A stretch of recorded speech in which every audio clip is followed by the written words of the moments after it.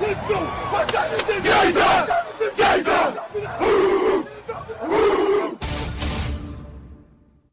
It's gonna be a football game tonight now. No doubt. It's gonna be a football game here. Okay. I done been here before. All right, let's go, baby. 9.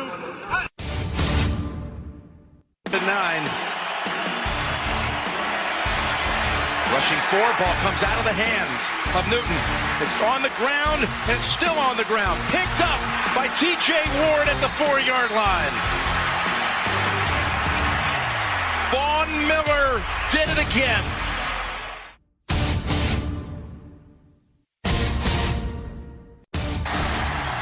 Alabama back on top of the college football world. Ladies and gentlemen, football to the max. Your host, Sean Garmer, Gary Vaughn, and Randy Isbell. Hello and welcome to another Football to the Max. And we made it a week in a row now. Glad to be back. Of course, doing some more off-season analysis with the Cardinals and Rams. And these are going to be super long interviews. So thankfully, we do not have a whole lot of news to talk about. And I'm talking about almost an hour and 10 minutes worth of interviews between, almost an hour 20 minutes worth of interviews between two people here. These guys had a lot to say about the Arizona Cardinals and the Los Angeles Rams. We are really close to that NFL draft, guys, and because of that, basically Thursday is going to be a bum rush of doing the NFC East. All four guys will get their shot at talking about their teams. So it'll just be a mega NFC East thing on Thursday's show, and then Monday will be our big NFL draft preview show, leading into that next Thursday night, which, as long as everything goes okay, we're going to be coming back to Rabble to do a round 1 live draft Rabble, which you can listen over there. We'll give you all the details as things get a little closer, and then we'll be talking about it on this podcast right after we're done with that, giving you all of our thoughts on the draft round 1. That will be the only one that we do actually right after. The others we'll just wait till Monday.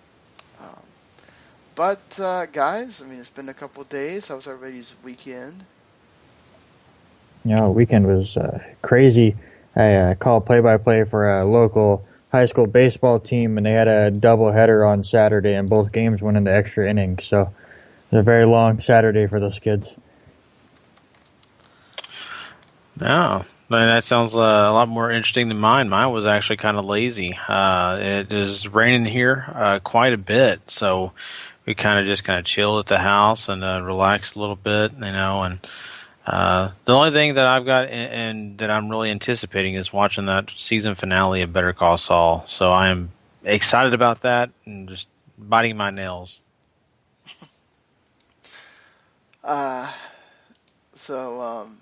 Sadly, my wife's father passed away a couple of days ago. So I guess the whole, getting married so he could be there wound up being right, because he didn't last very much longer after I left, sadly. But now he's in a better place, not hurting anymore. So it's kind of like, I look at it like my grandma's situation when she passed. I wasn't there, but from what everybody told me, she was hurting so bad, it was like one of those, it's almost like a relief for her, on brighter news, it was a little late birthday present, but now my 5-year-old can learn how to skate. She wanted these skates really bad. She still learning how to ride her bicycle with training wheels. Now I'm going to have to sit here and try to teach her how to skate. This is oh boy, rollerblades or just roller skates? The skates right now. She did not want the rollerblades because they did not have the characters on them. You know how they are. Yeah. She wanted the frozen roller skates. So. No wonder. Disney will get you all the time on the Frozen stuff for sure. I just thought, man, I was excited. I thought she may join the Mighty Ducks. Well, if Miami knew anything about what it actually means to have anything sort of cold, that might actually happen. But that never happens here. So, I guess we should get into the little bit of news that is around. Your boy, Gary, Brian Hoyer, released by the Texans. We kind of knew that was going to happen. He wasn't going to stick around, to at least not try to get, even though I don't know anybody that might actually be using him other than I guess the Broncos could go get him and get in a competition with Mark Sanchez, maybe. I mean, any prospects out there that you guys have heard maybe for Brian Hoyer? Jets? Yeah, I knew that name was coming up. Yeah, honestly, I think the Jets are going to use Brian Hoyer as a bargaining chip because all reports say that they're nowhere close with Fitzpatrick still. So if they start hinting at, well, fine, we'll just skip you and go to Hoyer, maybe the price comes down a little bit. I'm not as big on Hoyer as Gary is, but he's going to find a place somewhere, most likely in a backup role. At best, Denver would fit for him and have him and Sanchez battle it out for the starting spot or something. But he's going to find a job somewhere. He's a good quarterback. Just not at the level where Gary thinks he is sometimes. Yeah, exactly. Well, Hoyer is not as good as that guy in L.A. Who they're deciding to pick a draft pick over. Because Keenum, way better than Hoyer. But who is? No, I'm all seriousness. I think Hoyer is a game manager. He's a guy that's going to get you the games. To me, right now, he's a backup quarterback in this league. And for him to go and challenge for the starting spot is good.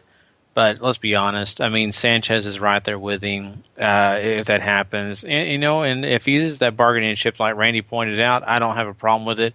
But if Fitzpatrick calls the bluff, that's just not good news. Because, Hoyer's, like I said, a game manager, wins you a few games, but he's not going to get you a ton of wins by himself. Yeah, I agree. From what I'm looking at, it seems like the Jets are at least going to wait till after the draft to do anything with Fitzpatrick right now. So. Yeah, and Sean, it's kind of funny. We were mentioning this. I'm not sure if you saw my Facebook post, but I made the hint that maybe Dallas goes and talks to this guy because we saw what happened to them when they lost their quarterback. Yeah, I don't know unless they find a way to get Prescott in this draft. Dallas is still going to be without a good quarterback at backup. I don't have a problem with it. I don't want to necessarily be playing, but he didn't do too bad against. With the Texans, and the Cowboys have just as equally a good offensive line as the Texans do, and if the running game can be, it certainly was way more consistent than the Texans running game. You never know. The only problem with Hoyer is he makes mistakes at the wrong times, and but at least he's way better than Matt Castle or anybody we had last year back in Romo. So I wouldn't have a necessarily problem if they don't get a young guy and we do have to go with a quick fix for one more year or something. I'd hate for them to just go after a guy in the draft and they really don't want him because that's a waste of a pick you could use for something else. Mm-hmm. So, other than that, there's a couple of sort of big ones. The biggest one that involves money, or there's two that involve money, really. It's the NFL has denied, and this is the last time they can actually appeal, the Kansas City Chiefs anti-tampering, which happened in March 2015 with Jeremy Maclin, where the NFL ruled that Kansas City had been tampering with Maclin. So the Chiefs will lose a third-round pick in this year's draft and a sixth-round pick in next year's draft.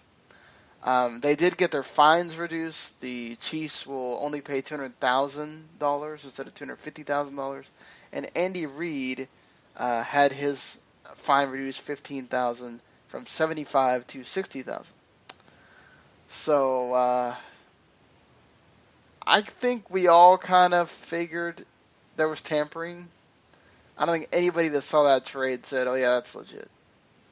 I mean, that's what I remember. I remember it just being like, "Okay, we know Reed was the coach. He obviously has a way to contact Jeremy Maclin." Even though that's also the period where Chip Kelly was trying to get rid of all the old players. So, I don't know. What do you guys think? Well, it's going to be a big deal. Obviously, with the draft just a week away, I mean, draft picks are so huge for the NFL, especially when you know what you're doing. And I feel like Andy Reid knows what he's doing. So to lose a third-round pick is pretty big. So obviously they went and did everything they could to get it. But I'm with you. I'm not surprised that they were caught for doing this. I'm right there with you where how Andy Reid and Jeremy Maclin were buddies in Philadelphia. So, of course, they're going to get back together when Maclin is able to get out of there and go back to his coach. And they got caught, and here they are getting penalized. But a third-round pick's tough. Oh, yeah, definitely. And you know how many of those third-round picks in history have come out and been superstars, you know.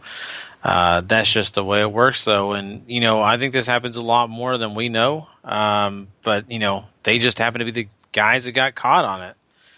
So, I mean, there's not much to say about that. I mean, it's well-deserved. And, you know, you hate to say that because, you know, I'm sure there are Chiefs fans around this country like just hating that this is happening, but it's just the way it works sometimes. And, you know, sometimes your franchise has issues, and this is one of them. So I think, you know, nonetheless, it's well-deserved. No doubt. And, I mean, pretty much so. I think we got through that one. So the other one involving money, other than, you know, players signing with teams, is the appeals court has upheld the $1 billion NFL concussion settlement. So the NFL basically did this so they could settle the thousands of concussion lawsuits that were filed by the former players. So, you know, they basically had argued that they should include future payments due to any more, you know, CTE or brain decay that's found later. You know, but I think the NFL obviously wanted it to be lower. I think this is, I mean, as fair as you're going to get, honestly, for trying to sue a huge, huge thing like the NFL. The settlement gets players up to $4 million for prior deaths. The cutoff is April 2015. I mean, what do you guys think? I mean, just honestly, like, should they really keep going for more? I mean, I don't know if they can do much better than this. You know, I think that they're going to try to do what they can to see what they can get out of the NFL because, I mean, let's be honest, a lot of these families, a lot of these players deserve a lot of compensation for the things that they've been through, the health-wise. But, you know, the NFL is going to fight every penny that they can fight for. And so I just feel like that it could be a lost cause at times. I mean, you may have your successes. But really, I mean, this is going to be an uphill battle, and you're going to have a lot of firepower to fight the NFL. Yeah, absolutely. But I think these guys are deserving of all of this money. I mean, I don't blame the NFL for all of this. Nobody knew about the severity of concussions until the last few years, but I think it would just be better on the NFL going, okay, listen, now that we know, and you guys did this to help build our company into basically the greatest sporting event in the United States, let us help you. And since they didn't want to do that, you take it to courts and you make the courts do it. Mm-hmm. Yeah, see, the NFL could have done themselves a lot of favors if they would have had something in place to really make sure that these guys are taken care of. And now that they didn't, I think they're going to pay for it more. If it's not through money, it's going to be through what they're dealing with now, and that's public image. I mean, their PR is not so well right now. They need to really work on that. And, you know, you're hearing more and more people, you know, complain about kids playing Pee Wee football and even especially high school football where we're seeing deaths.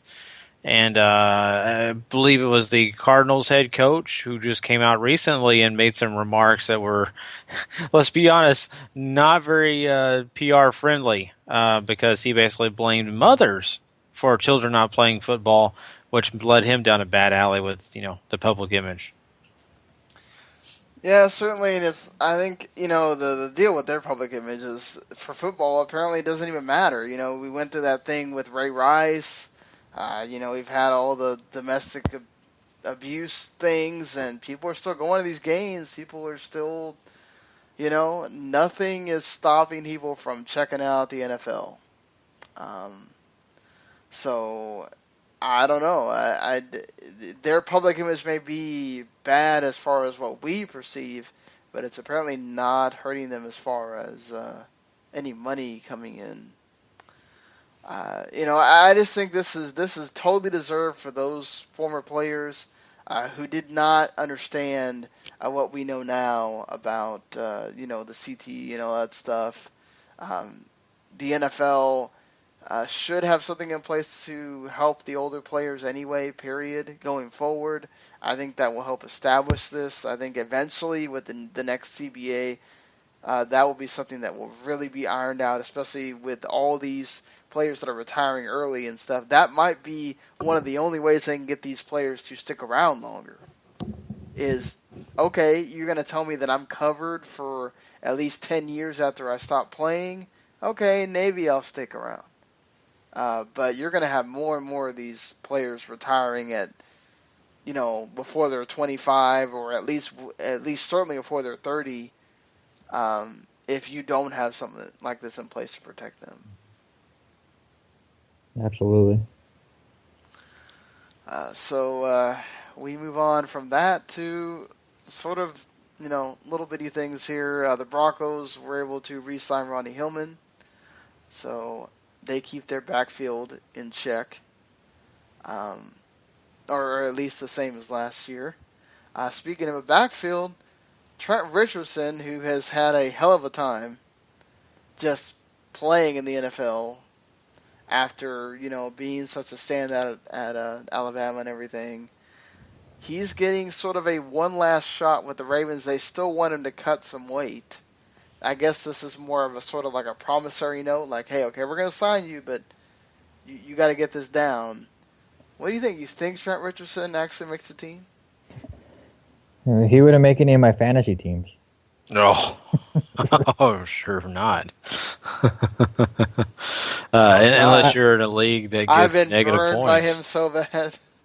Well, let's just say this. I mean, you guys know I'm a good friends with a Baltimore Ravens fan and Robert Hagan, and I'm sure he's hoping he doesn't cut weight and they don't keep him on the team at all. He was not excited about the rumors. Oh, I bet not. I mean, this guy, to me, seems like he's unmotivated. I mean, I think him and Josh Gordon must have each other on speed dial of how unmotivated they are. I don't know. This is something that really surprises me because I thought the Ravens really would not be the organization I would be kind of pointing out that would try to work on this project. But okay, for whatever reason, they may see some hope there, and that's nice for them to do. I mean, hey, some people have charity, and I guess they have enough of it over there in Baltimore. True. Yeah, so, is there anything? Well, I got one. What? Well, I got two. You want the serious one or the funny one? Oh, we did get Brandon Browner somehow re-signing again with the Seahawks. So I was neither of them. We get the old Legion of Boom back, I guess. There you go, the old Legion of Boom. Give us the serious one. Give us the serious one first. Serious one. We talked about it since I've been joining you guys on this podcast about the idea of the NFL making a team in London or England or anywhere over there, right? Mm-hmm. Something we did not mention, or because I didn't even realize it when we talked about the schedule release last week. Did you guys see the little settled next step that the NFL took with the schedule this year? Well, isn't this the year that they start the games at the Tottenham Stadium? It might be. That's not the news story that I saw broke. I think it was Friday. But it's the Mexico, Indianapolis. Right? the Indianapolis Colts play in Wembley Stadium against the Jacksonville Jaguars in Week 4. Okay. But unlike all of the other times a team has went to England, the Colts' bye week is not until Week 10. Oof. Every time a team has gone to England, they get the bye week right after. The Colts are their experimental team this year to see the effects of going to London and playing the next Sunday. So here is your next step to see how it would be to put a permanent team in England. You have a good point there. Mm-hmm.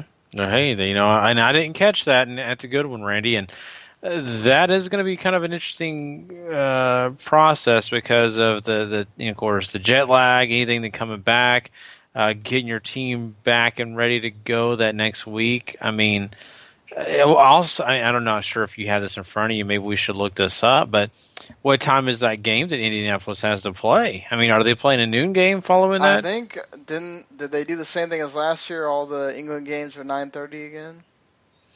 Well, I mean the game after England. I will look that up right now. It's Week 5. It's at home. It's against Chicago. I know that. My computer is being slow. It's not going to matter a whole lot. They play at the early game. They play the 1 p.m. Eastern time. Yep. So that's a true test. A true test because, see, if you would have told me, they're playing a national game that Sunday night, okay, you're getting a little bit more time. But no, this is a hardcore gut check of, hey, can these teams do this? Now, I don't know if they all do, but they do have the 9:30 a.m. Eastern time start for that London game. Wow. But yeah, it's here we go. This is the next test, I guess. It was just something I had not seen, like as we were quickly going through all the schedule stuff. But it was just something they had thrown in there. But the other thing I wanted to bring up, just because I thought it was funny and I heard it on the radio this weekend. But did you guys hear about the Tennessee Titans movie night? No.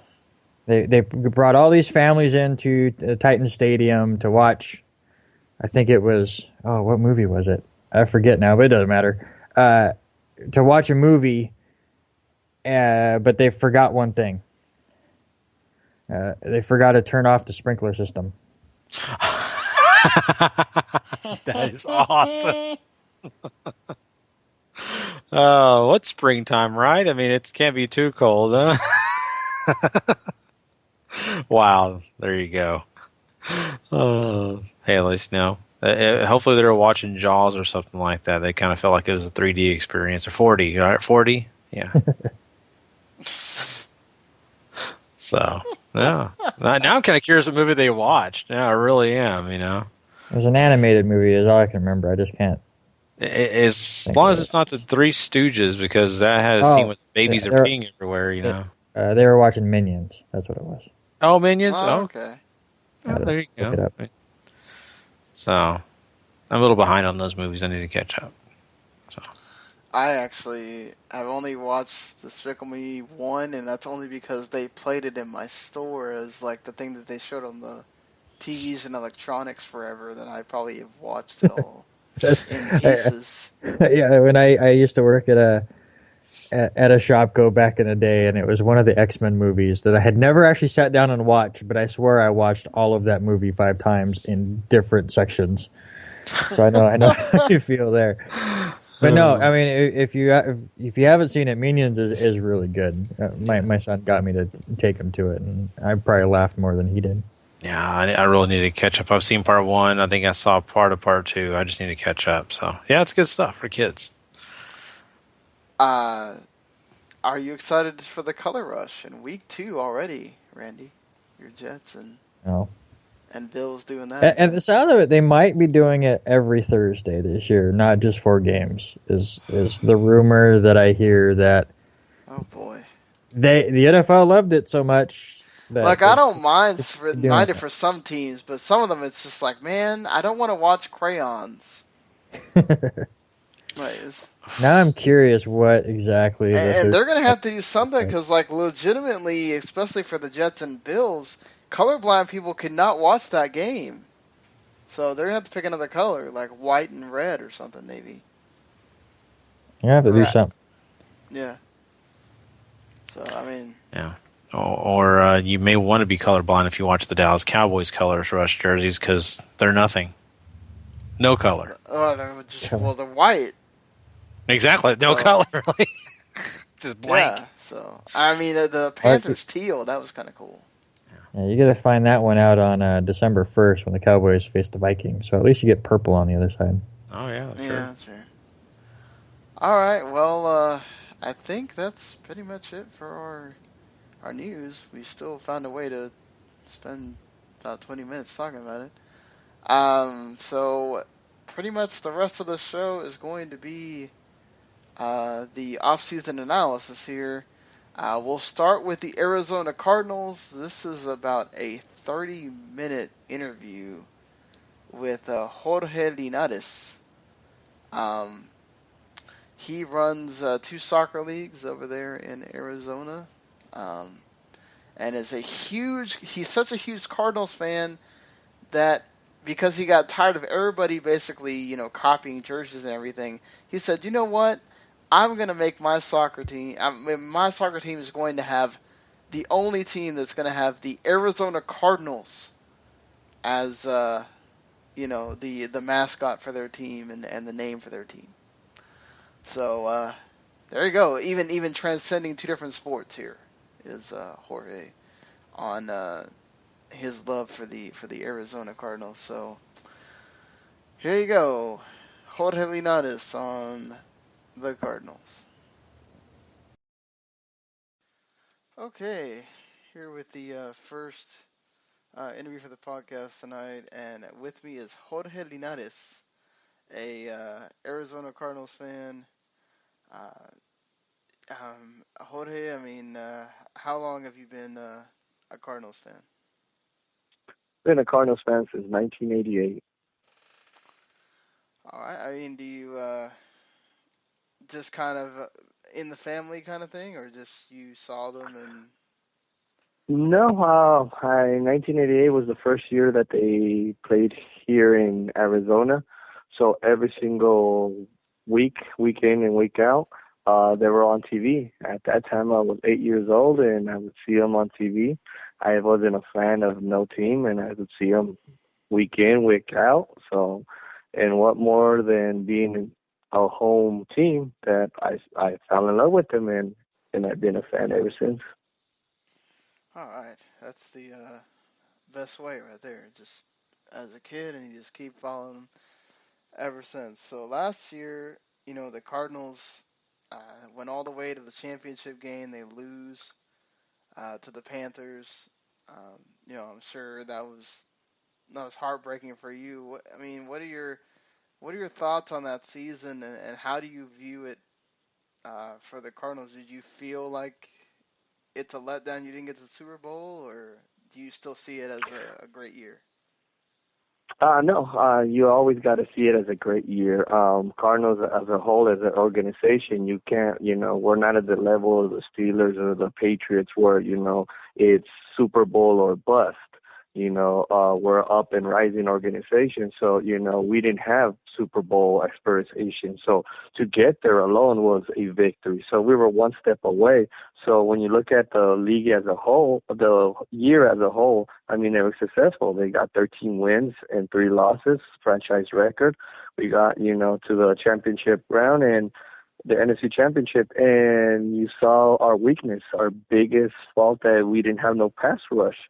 So without a pass rush, Cam Newton just ate us alive. And then, anytime you got momentum on your side, of course, a game can get easily carried away. So if you see the last couple Super Bowls, that usually what ends up happening. And I always say that defense wins championships. We actually had a better defense in 2014 than in 2015. So, but in 2014, we had no quarterback. I mean, we were down to our 4th-string quarterback. And, you just got to play the hand you're dealt with. And they had, all in all, they had a great, successful season. I mean, you would only trade it in for one other result, and which would be a Super Bowl win. What do you think? Do you have what was the biggest reason why the pass rush changed from year over year like that? Every team in the NFL, if you look at all 32 rosters, every year you're going to lose players. I mean, unfortunately, you have a cap. You have to obey with the cap. And then with free agency, players moving. I mean, every single year, there's a different team. I mean, just today, they released Corey Redding, one of our defensive line help. And they released him not because they wanted to release him. It's because, they're only $3.6 million under the cap, so they had to make more room for cap for all the incoming rookies. So, Corey Redding was a cap casualty, not because he doesn't have the talent, but it's more we needed to save money. So it happens all over the NFL. Your defensive line, your cornerbacks. The year in 2014, we had Cromartie, and Patrick Peterson was shutting down the ends that we didn't have to blitz that much. So it seemed like we had a better pass rush. And then with the defensive line that we had, and then we also had Carlos Dansby and the linebacking core. So it was a better all-in-all defense. This following year, 2015, we still had a pretty good defense, but we still lost some key pieces. So no team in the NFL can keep the same team. I mean, every year you're going to see a turnaround of 3 to 5 guys. Right. So, you said that the pass rush was your weakest thing, and you go out and get a guy like Chandler Jones from the Patriots. Do you feel like now you're a lot more confident about that pass rush now going into the next season? Oh, most definitely. I mean, when you look at sports, all you need is one star in that type of line. NFL is the one sport that just like kind of you can reference crossover to soccer. There's 11 players on the field. So obviously it requires more superstars on the field to make a difference. Not like basketball where just one superstar on the court will make a difference because there's 5. So just Chandler Jones in the defensive line alongside with Calais Campbell, that's a huge upgrade. Now offensive coordinators have to scheme for Chandler Jones. Now they can't just double team Calais Campbell and expect that, we can control the other 2-3 guys with our offensive line. Now the offensive lines have to bring in a tight end to be able to double Chandler Jones, double Calais Campbell, and that's going to leave Rucker and Ed Stinson and Frosty Rucker as well, and Rodney Gunter's our other defensive line guys. So now they have to step up, and now they have single coverage, so they have to be able to get there. And now when we blitz, we're also going to be able to think so because they have to account for 2 guys. Before, they only had to account for Calais Campbell. Double team them, triple team them, and they were good. So, anytime you add another force to the line, it's always going to be good. So as a Cardinals fan, I'm super excited to have Chandler Jones there. And the biggest thing is because he's young. He's young. So as long as we can able to re-sign him for a long-term deal, he's going to be able to be productive in the defensive line for years to come. Well, I mean, one of the other guys, you had this where you had Chris Johnson at first last year, and he's kind of trying to rehab himself after having years where he wasn't very productive. He comes in, he plays better than I think anybody expected, and then he goes down, and you finally get to see what everybody was touting about with David Johnson. He kind of goes off. And obviously, Chris Johnson has been re-signed by the Cardinals and everything, even taking less money to go back with them. So do you feel like now going into next season, that's set now, especially with talk about what you thought about David Johnson going after this last season. It was an amazing job that Steve Keim and Bruce Arians did on drafting this kid. I mean, before right when they drafted him, they were talking nothing but good things about this rookie. And rightfully so, they were absolutely right. Most of America didn't get to see it until Chris Johnson went down. And once Chris Johnson went down and he became a full starter, that's when you can see what they were talking about. They're way better than Matt Forte. I mean, it's amazing pass catching ability. I mean, even before Chris Johnson went down on the Chicago Bears game, I was there live to see it. When the opening kickoff of the game, he takes it 102 yards, return for a touchdown.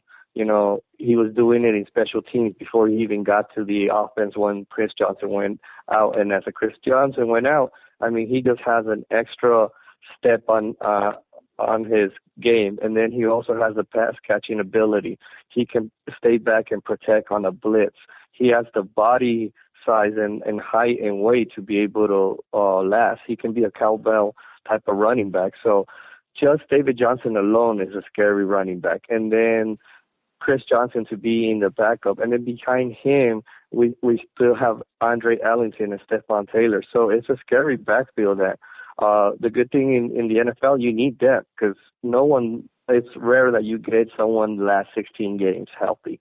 It's such a physical sport that you're going to get injuries. You're going to get, light injuries like a pulled hamstring that they're going to be out a week or two. So as long as they keep the rotation good where Chris Johnson and David Johnson are going to be at the peak of their game, it's going to be a scary backfield. Yeah, for sure. One of the other issues we seemed to have last year was at times protecting Carson Palmer. There were defenses that really went at him, obviously caused him to fumble and make mistakes there. You sort of, you let one go to get Chandler Jones. You brought back Evan Mathis. Do you feel like that's a position that you still need to address in the draft here, or is there something else that's a more pressing need? Almost definitely. Offensive line is one of these revolving door things that everyone you always have to address and you want to have depth. Jonathan Cooper, unfortunately, most Arizona Cardinals fans will agree and call him a bust. He was 3 years in the organization, and he, just on the preseason, his rookie year, he was looking really good in the preseason, and then he breaks his leg, and he was never the same player. Right when he was getting back into the groove, he has an ankle injury, and then it was just injury after injury, and then, he just never cracked the starting lineup. So letting him go for most Arizona Cardinals fans did not feel like a bad thing. Mantis is actually an upgrade. We actually also let go of Bobby Massey because we drafted Humphreys out of the first round last year and never started a game for us. So, that's when you have a quality team that you have depth. You're actually drafting for the future, not for now. Most teams, and I remember being an Arizona Cardinals fan, that when we used to draft and these guys, I got to go play right away. Because you're not a good team. You need the help right away. But when you're a good team that you draft a first-round pick and you stash them in your bench for a whole year, and then when your starting right tackle wants to get paid, you're like, no way, go ahead. You can walk. We have a rookie that can just step out, and he's been on the bench learning. So our offensive line actually has improved from last year to this year. Unfortunately, it's a dual-purpose thing. Carson Palmer got sacked a lot because he's not a mobile quarterback. You can say the same thing about Peyton Manning. Once you get, pressure right him, he's going to go down. Carson Palmer the same way. So, he has to have that internal clock. He needs to get rid of it faster. And with teams like the Panthers, the Broncos, anyone that has a vicious pass rush, even the Seattle Seahawks. And normally against the Seahawks, he plays well. He knows that it's all short, quick passes. And, and once you break one of those for a long run, and then the defense has to respect them, they have to delay a little bit, and then that's when Carson Palmer will have more time. But all in all, our offensive line has improved from last year to this year. Losing Jonathan Cooper did not actually hurt us. So, do you feel like there's anything aside from the offensive line that you have to get in the draft here? Right now, you definitely, our weakest link in the offensive line would be center. I would definitely say, if there's a quality center at number 29 pick, definitely have to go with, Alabama, Kelly, draft that center from there. If not, you can go with another pass rush to be able to, defensive end pass rusher to be able to secure in case Chandler Jones walks. You can go linebacker to get more depth in there and get younger. Cornerback on the other side of Patrick Peterson to be able to, you can never have enough shutdown corners. So, after that, it's just pretty much luxury pick of what Steve Keim does is you take the best player available. whether it being a cornerback, whether it's a linebacker, whether it's a defensive tackle, a defensive end. At that point, you get whatever the best position available. So you never know if a quarterback like the Memphis Paxton Lynch or something is available 29, and then you pick that quarterback. But I think if we would have to guess what's the most position of need, it would have to be offensive line center. You know, a lot was debated last year about with the different receiver corps that were around, who had the best one, and now obviously it's kind of almost a default thing because the Bengals kind of got all of theirs taken. But would you say the Arizona Cardinals are the best receiving corps in the whole NFL? From top to bottom, yes. Individual wide receivers, of course, there's a couple more talented across the league. But when you look at it as a whole group, you got Larry Fitzgerald, the talented veteran wide receiver. You got Michael Floyd. You got John Brown. You got Jaron Brown. I mean, you can go on, and guys that are in our wide receiver corps, is like they can start somewhere else. So, for the longest, there's a lot of people that have said, Arizona Cardinals have always been like the wide receiver U. We have always had pretty good wide receivers. And so all in all, when you look at it from top to bottom, yes, we do have the best wide receiver in the league. But, overall, just one wide receiver, I would say no. Bruce Arians, basically is the fire for this team.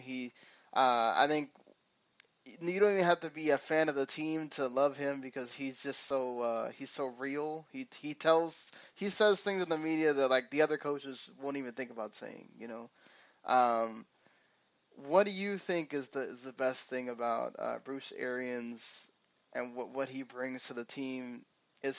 Do you feel like he's really that thing that gets all the players going here? Yeah, coaching in any sport makes a huge difference, and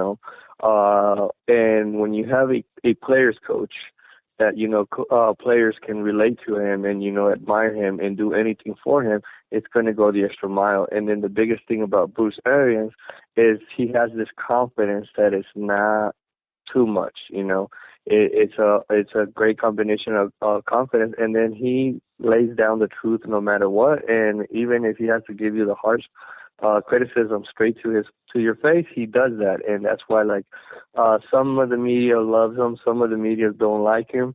So like in everything in life, you're always going to have some that like you and some that don't like you. So Bruce Arians' character and personality rubs off on the team, and that's how they play. They play, with the truth that on defense, you saw that, they didn't have a pass rush. So we blitz more than any team in the NFL. Why? Because the truth was we didn't have anyone that can get there by themselves. So why lie about it? We're going to tell you the truth. We're going to blitz the hell out of you. So that's what Bruce Arians would do. And, he would let you know. And if you would mess up, he would get in your face and let you know. So that's one of the things that does rub off on the players. And players do love it and feed off of that energy and that type of charisma that he has. So, he always calls himself the cool uncle. He's, I don't want to be the old man. I want to be the cool uncle. So the players rub off of that and, just go off of it. The cool uncle. Yeah, that about sums him up pretty good, I think. So last season, you kind of got a big blow out of for the playoffs with Tyrann Mathieu going down, and it seemed like he was such a huge player for that team. For people who maybe don't watch the Cardinals very closely or anything and say, okay, it's just one defender that went down, they should have still been fine. How big of a blow was that for Tyrann Mathieu to go down right then? It was huge. Most people that, like you said, that don't see him play, the first game after the Rams game when he went down on the injury, the defense played their butts off, and they had a really good game, and they blew out and came out on fire. But after that, they had more games to play, and unfortunately, it showed on the field because Matthews would play three different positions. He would play a free safety. He would play a nickel back. He would play cornerback. So Matthews would be, in some packages, he would be like a linebacker in blitz. So Matthew Honey Badger would be all over the field, and you didn't even have to sub him out. You just had to let him know what position, what package where he was going to be playing at. Once he went out, he had to be replaced by three different guys to play one each position. One guy would be a safety, another guy would be a nickel cornerback, another guy would be the linebacker role when he would blitz. So it took three guys to replace one Honey Badger.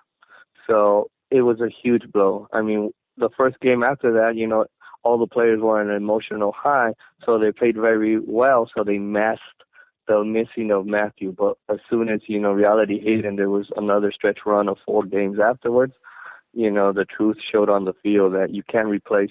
It took three guys to replace one guy. So it made a huge difference, especially in the playoffs. Yeah, so certainly you could see it a lot there in the playoffs for sure. So looking, let's move. You move forward. Let's say you're in training camp. This off season is now technically over. What would you say you consider this a successful off season? Because what happened? Can you repeat again? I couldn't hear you. Your phone cut off a little. So let's say you're in training camp now. Off season is over. You would consider it a successful off season because what happened? Oh, well, off season started today. Today they had their first workout of strength and conditioning, and 100% of the players showed up. I mean, every single one of them. And it's amazing to see because across the league, there were so many players that were no-shows in other teams. And right now, no coaches are allowed. Only the strength and conditioning coach and his assistant are allowed at the training facility. So it's only the players and the strength and conditioning coach that are there. And when you get 100% of attendance on all your players, it's amazing. It just shows the commitment that these players have and the grind that they're ready for this grind. They're ready for the commitment of this long season. I mean, we're on April 18th. And it's the first day of the off-season conditioning, and they're already all there. Normally it's not until after the draft and they have their mini camp that they show up. But they're already there. They want to build off of what they did last season. Getting to the NFC Championship game and getting blown up, that wasn't enough. They want the ultimate prize, which is the Lombardi Trophy. So just showing up and having 100% of attendance, it's a win right there. That's a winning off season already. And then you couple that with some of the off season trades that they did. The draft is not until next week, so we don't know what they can do. In a week, I could tell you even that it's a successful off season. You built your off season and your successful off season just based on the players you get minus the players that you lose. You always want to get better. So right now, I can't tell you, for sure how good they got, but so far the offseason has been successful just based on the trade for Chandler Jones and their attendance at the offseason. So, speaking of moves, your neighbors there in the NFC West, the Rams made a big move to go to number 1 in the draft. Looks like they're going to probably get one of the 2 quarterbacks there. Does that concern you at all? What do you think about this move for the Rams over there? I think it's pretty much like a person moving to the best neighborhood in town, and then after they move into that house, refinancing their house to get the front yard really decked out with Christmas lights and all that, because they put their mortgage on one player. I mean, they gave up so much to be able to get this quarterback. And to me, I think it's a publicity move for L.A., because they're now in L.A., and L.A. is all about glamour. So they needed to make a move, a statement to be in Los Angeles, So it was one of those moves that, none of these quarterbacks, there's been other quarterback classes that have been better quarterbacks. If it's a calculated move. We don't know right now if it's going to work out. Look at how it worked out for Washington Redskins. Okay? Right. Exactly. Look at how it worked out for San Diego Chargers with Ryan Leaf. I mean, and we could go on and on and on and on. I mean, the chances of either one of these two quarterbacks to be a successful quarterback, they do have chances, but not enough to mortgage the rest of your picks. If they don't get it right, they will be backwards for the next 3 to 4 years. So it doesn't concern me at all. I wish them the best of luck. Hopefully they do find the right quarterback. And, to be the best, you have to beat the best. And as an Arizona Cardinals fan, I love it when the Seahawks, the 49ers, and the Rams are a better team. Because anytime we face them twice a year. So anytime you face better competition, it's just going to make you better. You don't want to be in the NFC North or South division where, we were there. The NFC West were there where our division winner was 7-9. So you prefer that your division is tougher. But, am I scared that if they did that move? No. I wish them well, but to me it's just too risky of a move. So you would say Tennessee definitely won? As of right now, yes. We can't, I hate when these media outlets grade these drafts on the day after the draft. You're grading off of what they did in college. That doesn't immediately translate to the NFL. Ask me this question 5 years from now, and I can tell you exactly who won and who lost. But as of right now, it seems like Tennessee got the better end of the deal, yes. And due to the fact that they got all these picks when they're a young team and they got their franchise quarterback, Mariota. But even Mariota, would you say, is a franchise quarterback? No, it's too early. It's too early to consider Mariota a franchise quarterback. But right now, he has played decent enough to keep that job right now. But is he a franchise quarterback? No. So based on right now of the trade of the Titans and St. Louis, I was going to say, LA Rams, it definitely seems that the Titans have won that deal as of right now. But if the quarterback that the Rams pick up end up being a John Elway type of player, and guess what? The Rams won that. Yeah, that's very true. So last question, the NFL, they decided to go change some rules, like they always do for every season, And one of the ones that people talked about is the whole thing with them moving the touchback forward to the 25 so that they can kind of keep limiting the kick returns for player safety. What do you think about that? Do you think that we're eventually just going to not see kick returns at all eventually? It definitely seems that they're going that way. They're trying to take away an element of the game. But, there's arguments of both sides of that question that, it will reduce, players' concussion. But the element is, any football purist would tell you, back in the day when they had the leather helmets, it's part of the game. You need to have the kickoff because it's a scoring opportunity. How many kickoff returns for a touchdown end up being that this team won or lost by 3 or 4 or even 7 points, and the difference was that kickoff, that special teams play. Look at the I believe it was the Ravens and Browns game on Monday night. It was a blocked field goal return. I think it's a special teams play. So special teams their main thing is the kickoff return, and that's if you eliminate that, you eliminate 1/3 of the possibility of the team. You got offense, defense, and special teams, and I see their argument, but it's just they're getting away with something that has been part of the game as long as we remember, and they should leave it. They should leave it. I can see bringing it out to the 25-yard line when you touch back, because it makes it more of an opportunity. Now you only have to drive 75 yards for a touchdown instead of 80, but they shouldn't go any further than that of saying, okay, everyone's going to possess it at 25-yard line a la college in the overtime, and eliminate the kick. No, because, you have the other side where if it's really windy and the kicker kicks it out of bounds, that team gets it at the 40. Right. So there's so many elements on the special teams that you need that in the game.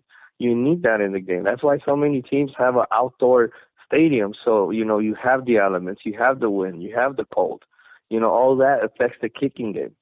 And you're going to eliminate kickoffs because of that, because of players' concussion? I don't see it. I mean, it should be able to do that, because one out-of-bounds kick could make the difference of you scoring at the end of the game, or even during the game, and that score can be the difference of winning and losing the game. Fair enough. Well, thank you, Jorge, for helping us out. This was a great interview, and thank you for filling us in on everything Arizona Cardinals. We'll probably Thank you do so one of much for these. having me. Oh yeah, for sure. We're looking to do another one of these rounds of doing interviews after the draft, so everybody can kind of just assess what they thought. It may not be an individual team thing; it may be more of a just looking at the division kind of thing. But we'll keep in touch, I guess, and hopefully we can have you back again. Sounds good. Thank you so much. All right, you have a good night, sir. You too. All right. That was Jorge Linares talking about the Cardinals. I mean, he had plenty to say here. Anything to take from all of that? I mean, he talked about different things here. I did like his how he compared the Rams trade to somebody having to sell their house and then do all that stuff. Yeah, that Made was that interesting. sense. You may want to pull your mic down. I think your mic's up. I hear an echo, but Oh, there I'm you go. sorry. Yeah, I No problem. pulled it up. Yeah. No problem. But yeah, I mean, that was interesting. And, he made a lot of good points about, he was talking about the pass rush and things like that. And he had a lot of good things to say. What really boiled down to me for this team last year was the fact that they had so much momentum going in towards the end. And then it seemed around playoff time, we really felt like, well, these guys still have a chance. They're going to do something. But when it broke down to it and they got into the playoffs, they just could not stand toe-to-toe with the Panthers. The Panthers had it all. And really, they were just not strong enough on offense. In fact, I was a little bit surprised on how inept they were against the Carolina Panthers on offense, but I think they just faced a better team that day. Really, going into this offseason, he pointed out, they're all showing up. They all are motivated to be at practice. They're all motivated, and I think this team's got a lot going for it. It makes me wonder, if we're going to get the same defensive output that we did last year. But if it's anywhere close, I think this team does have a great chance. I really still like this team's offense too. Randy, anything? Yeah, I'm right there. This is going to be one of the teams, I think, when August rolls around and we're making our season predictions that I'm going to have up at the very top of possible Super Bowl contenders. But I also think that this window is closing for Arizona. And I do like that he was talking about how they've are now able to kind of make the team deeper because they have the talent now. So use the draft picks to deepen your team and try to extend this run, if you will, kind of do a New England Patriots of the Southwest. But that's tough to do, especially in the NFL. So if you're the Arizona Cardinals, you only have a couple years left with Larry Fitzgerald and Carson Palmer and all of them. So unless you magically find a new quarterback and a new super playmaker, you have 1 or 2 years. So I like that going into this offseason, they all seem all in on this, but they need to be because they don't. The window's closing. Yeah, that's very true. Yeah, I mean, I think definitely this will be one. I wouldn't be surprised if they were very close to that situation again, or in the Super Bowl. This seems like one of those stories that is made for. They almost made it, and then the next year they make it. I don't know if they're going to win or not, depending on what's coming out of the AFC at that point. The Broncos are in a whole totally different situation than they were last year. So it's definitely one of these things where I think they have the right coach that's going to motivate them. If they can get all the guys back, if they get very fortunate with the injury bug like they were kind of last year, except for losing Tyrann Mathieu, which that proved to be a huge deal come playoff time, as he noted. They can certainly make that run, and they will have learned from last year, and they certainly did going out there and getting Chandler Jones. That was the one need that they really needed to make sure they had. They covered for losing Jonathan Cooper, and now in the draft, you just kind of go out there and you get the needs that you need to make sure you have depth for, because it's a long season. I mean, it's a short season compared to all the other sports, but it's still a long season for them, and you got to fight through so many things throughout that season. So we're going to do it a little bit opposite here for the Rams, because the person that I have here, he is a long-time Rams fan, and he has his family has had tickets to, I think, been going to the Rams games since their inception in the 40s. Members of his family, so he definitely he went on a long. He almost talked about 50 minutes about his team, Mr. Andrew Kulick. And so, since it's so long, we're going to do a little bit opposite here. We're going to give our thoughts first, and I really hope that he doesn't listen to this and think that we're kind of shortchanging. It's the fact that, let's be honest, over here on our side of things, and not that it doesn't matter for Randy, because I'm sure it does. For me, it's almost 4 in the morning. For Gary, it's almost 3 in the morning. Both of us have to work really early. And I hate to have to make both of these guys sit through an almost hour interview. That way, you guys can just listen to the interview, and then basically the podcast is over after the interview ends. We won't do anything after that. So we're going to give our thoughts on the Rams now, and then he goes in depth on everything pretty much that you want to know about the Rams. So you will not miss a beat if you care about them. Whether you care about their move or care about anything with them, he goes through it all. And I want to definitely say, thank you to him and everyone that's done this so far. We've had a lot of great interviews, and Sean's did a wonderful job getting people and, of course, sitting down with them and conversating. And I think what you're about to hear, it may be 50 minutes long, but it's worth your time. I can't wait to listen to it. I'm really excited about it because when someone has that much history with a team, you know that they have all their P's and Q's, and they know what the ins and outs of the team. Similar to me, I follow the Dallas Cowboys very closely. So I could probably tell you things that a guy living in Pennsylvania may not know, just because of the fact that I follow him and I live in the area and I know a lot about him. So that's the good thing about this guy. He's going to definitely give you all the info you need to know. I'm excited about it. So I can't wait to hear it. But, obviously the Rams, they made that play because they definitely, quarterback is their biggest need right now. I know you love Case Keenum, Gary, but I think if we're going to be real, he's not the answer, and we all know it. So I don't know that Carson Wentz or Jared Goff will be the answer, but they're going to believe that one of those guys are for now. And we talked about that on Thursday, what we thought about that.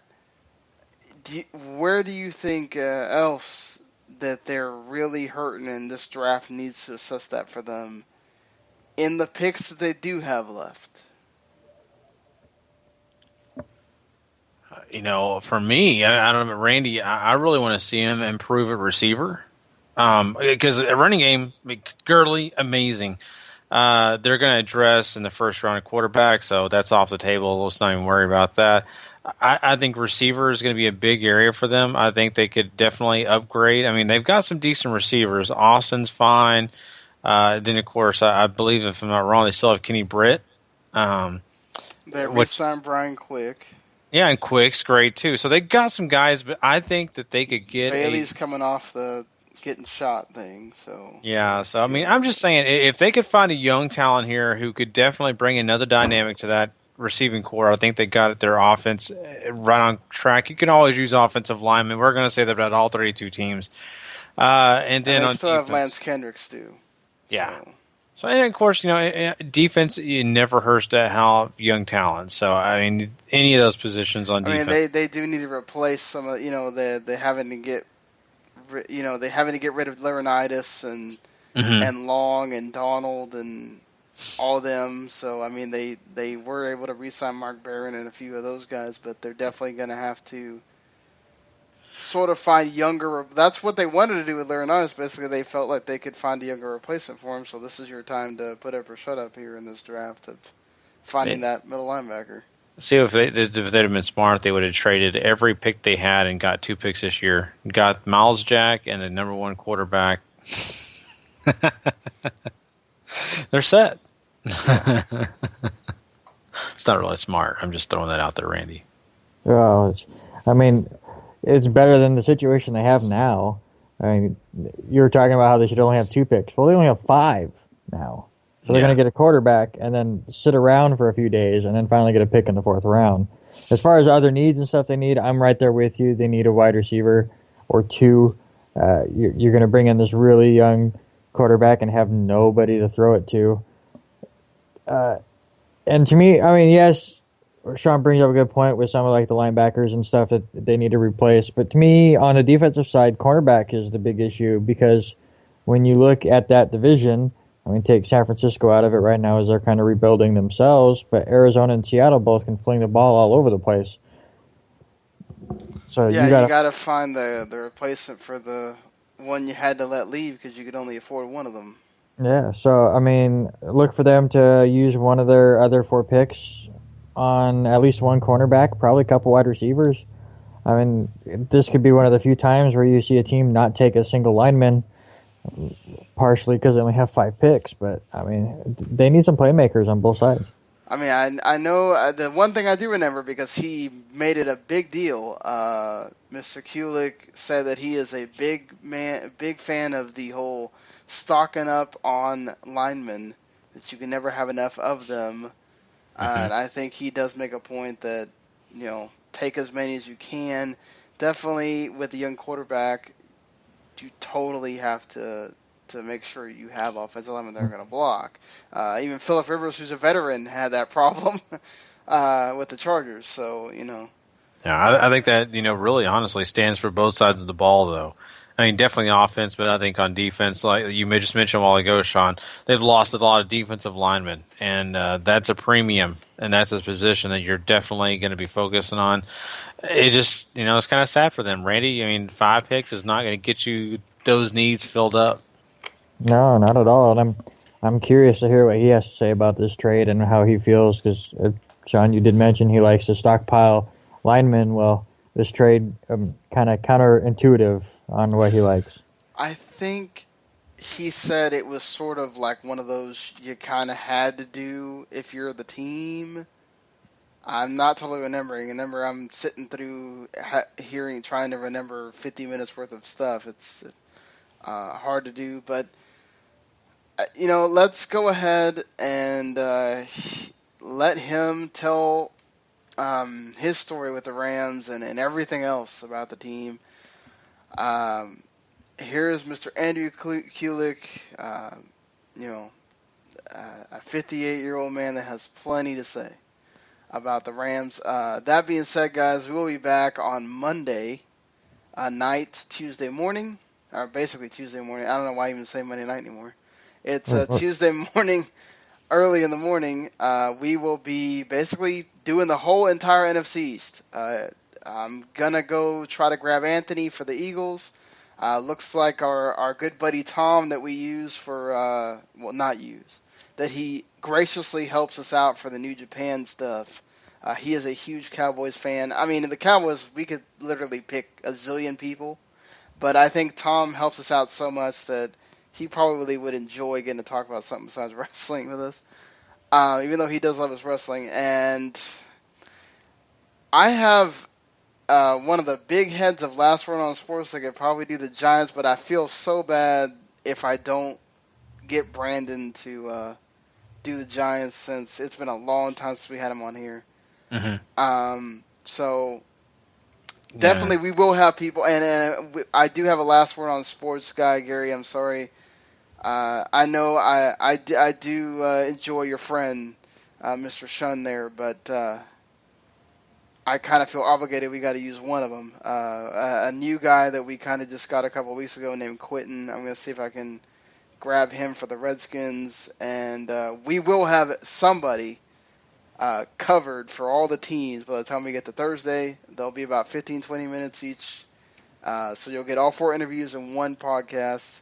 We'll cover anything news-wise that's pressing. And then that's, like I said, Tuesday morning will be all about the NFL draft, us breaking it down, what we think will be the major players, giving picks for that first round, because we will be doing a live rabble of the entire draft, first round of the draft. We will not do a rabble for any of the other rounds, so we're not that crazy. But good luck to you people that probably will be trying to do the whole draft, because I know there will be crazy people that will do that. Good luck, and I'm sure everybody will do a great job. So Gary, I'm sorry, I cut you off, I think. No. I'm just saying, we're excited about that NFC East. It's going to be a packed show, but it's going to be great. And it's okay. Sean will be on another time, I'm sure. And if it doesn't work out, hey, Sean will be available. Yeah, for sure. I mean, we can have him on during the draft thing. I just wanted to, the most people I can use for those things, since they're in partnership with us, it helps us out. Yeah. No, you got to give mad props. We appreciate everybody at lastwordonsports.com. That's why we like to have those writers on this show, because, hey, we're affiliated and we appreciate all that they do for us, and we want to make sure that they get their word out there. So, I'm totally cool with that, man. All right. So, like I said, we'll be back on Friday morning, and here's Andrew Kulick, almost 50 minutes about the Los Angeles Rams. Here you go. All right, well, doing the first interview for the podcast tonight, and with me here is longtime Los Angeles Rams, St. Louis Rams, Los Angeles Rams again,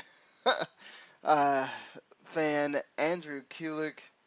How you doing, sir? Okay, how are you? Doing all right. Just trying to get through the day, So, I mean, the Rams, they kind of had their typical sort of 7-9 season last year. They went through shuffle at quarterback with, they trade Sam Bradford away.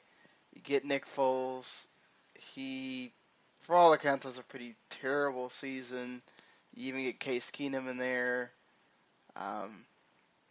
What did you think of this? What did you think of the trade initially to move Sam Bradford from the Rams, and what did you just think of the quarterback play last year? Well, on the trade for trading away Sam Bradford, I tended to agree, because he has not been healthy enough to be the starting quarterback, and that the Rams were taking a chance that he would last a whole season, which he hadn't done with them. And consequently, if one of the things you need is consistency at that position. And if once you go to your second string quarterback, your chances of winning diminish greatly. So my feeling was, if Nick Foles could get the job done, then I'm pleased with the trade.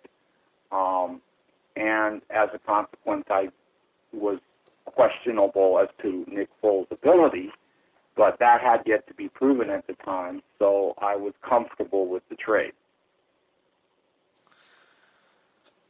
Yeah, and I mean, obviously with what happened yesterday, things are going to change, but let's go back to before yesterday.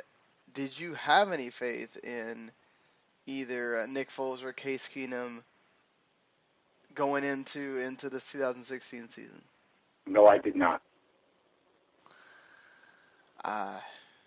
So then you would say that looking at this trade here, you trade for the number 1 pick.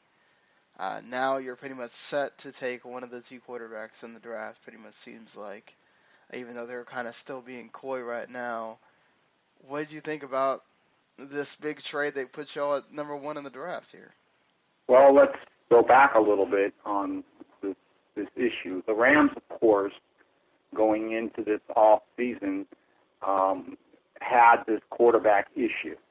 And I think it was apparent to anyone that watched the team that they needed a quarterback who had really good abilities and would be consistent.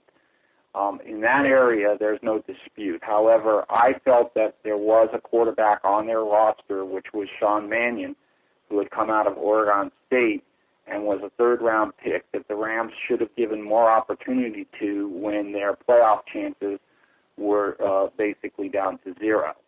And in the one game that he did appear, which was Cincinnati, in garbage time, he was 7 and 8 in terms of his throws versus completion. So I thought that this young man might have a shot at it.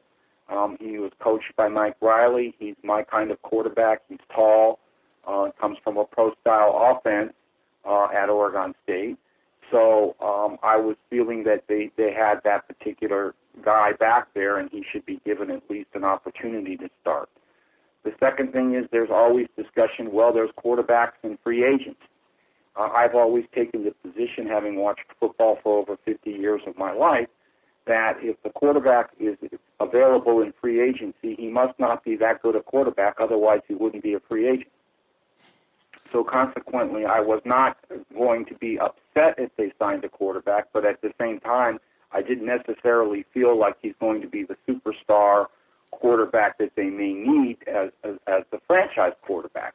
So discussions about, RJ3 is going to come to L.A., or it's going to be Johnny Manziel, or it's going to be Brock Osweiler, I thought were very premature and also off the track. I always feel that it is better to develop a player from the draft rather than getting somebody else's hand-me-down. That's not the case had it been that Peyton Manning had decided to stay one more year and he wanted to play. Then certainly I would have been pleased had the Rams chosen him, because he's proven himself a winner no matter where he winds up. If that's when he started, when he was with the Colts, or whether he's with the Denver Broncos. He's that good a quarterback, and there's very few of those in this league. So now you're into a position where a lot of fans are upset that the Rams didn't make any moves in free agency. Now you go to yesterday, which was the Rams' big announcement. I was jumping for joy, because here the Rams have an opportunity to get a quarterback that they want and one that they can develop, and they can get him whichever one they want. It wasn't going to be number 2, it's not going to be number 3, and it's not going to be number 4. It's going to be the first pick in the draft. I had already told other fans that I felt that the Rams were going to get a quarterback, it would be through the draft, and that they would move up. So that didn't surprise me. Now the issue becomes, in the short term, that you may be pleased, you may be happy, but you have to make sure that this pick is the pick, that this quarterback that you choose, and we don't know who they're going to choose, that he is the franchise quarterback, that he is the future, that he is going to be a remarkable quarterback. If you don't do that, then you've given up an awful lot to get him. Now, there I have to take a step back and say those that are in the know should know. And I don't believe, based on the Fisher-Snead era, that they would not be making this move unless they were truly confident that the person that they have in mind for quarterbacking the Rams is going to be a superstar. Yeah, I mean, it seems like this is these are two guys that, I mean, the hype train is behind them, obviously, not as much as, the ones that had the pedigree last year in Mariota and Winston, but still very well thought of quarterbacks. Do you have a preference for either Carson Wentz or Jared Goff? Well, unfortunately, because Carson Wentz is out of North Dakota State, I have not seen him play football. And I think you do have to question when you're jumping from Division II ball to professional football whether or not you can play the game. It's hard enough when you're jumping from Division I to professional football to learn the game as a quarterback. 80% of quarterbacking is managing the game. The other 20% goes into your skill set. 80% when I say reading defenses, knowing where to throw, where not to throw, that comes, you're going to learn that, and you're also going to learn that the speed of the NFL is quite different than that, which is the college rank. The only way I can judge Carson Wentz is I need to see more tape on him. That's number one. Number two is I have one fallback position, which is Joe Flacco, who came out of Delaware State. And if that's the only way I can judge the criteria, that's as for a Division II ball player. As far as the quarterback out of Cal, I have seen him play because I'm on the West Coast and we get Pac-12 football. So I have seen him play. He's tall. He can throw the football. I don't have any preference one way or the other. I certainly believe intelligence has a lot to do with it. I understand that Carson Wentz has just wowed everybody as far as his intelligence goes. He's wowed John Gruden on his show. So, I don't know. I'm leaving it to those people that are within the organization that know better than I do and have certain information in front of them to make that choice. But either two of them, and this is my feeling, either of the two of them will be fine for the Rams. Yeah, that seems to be the what everybody's saying, is that you're not going to go wrong with either one. And you would hope that, very much like the two last year, they both turn out to be, pretty good players. I should have asked you this at first, because of the pressing news and everything. Obviously you've been a fan since they were in Los Angeles the first time. Do you have a feeling either way on the move from St. Louis back to LA at all? Let me say this about the move. My father was a season ticket holder since the Rams originally came to Los Angeles in 1946 from Cleveland. I have not missed a game since I was born in 1958. I had spent up to that point all my entire life rooting for one football team and one football team alone, which was the Rams, and had become an obsessive fan and a diehard in 1967. When they left in 1994, they broke my heart. It was very tough for me to accept the fact that the team that I had loved, who had spent 49 years in Los Angeles, had departed for St. Louis. However, I also understood that this is about money, and that ownership will do things for money. And in the case of Ms. Frontieri, it was an issue with her regarding how much money the city of St. Louis was going to offer them, and the bonuses, and the fact that she was a native of Missouri. So having put that aside, I realized I can watch my football team on Sunday Ticket with DirecTV, and I did not miss a beat.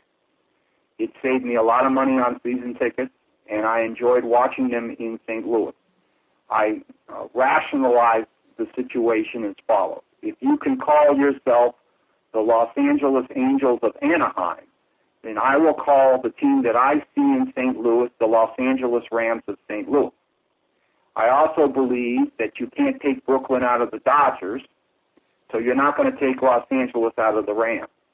And when they won the Super Bowl, I said to myself, that's my team, that's my Los Angeles Rams, and they won the Super Bowl wearing my Los Angeles Rams colors.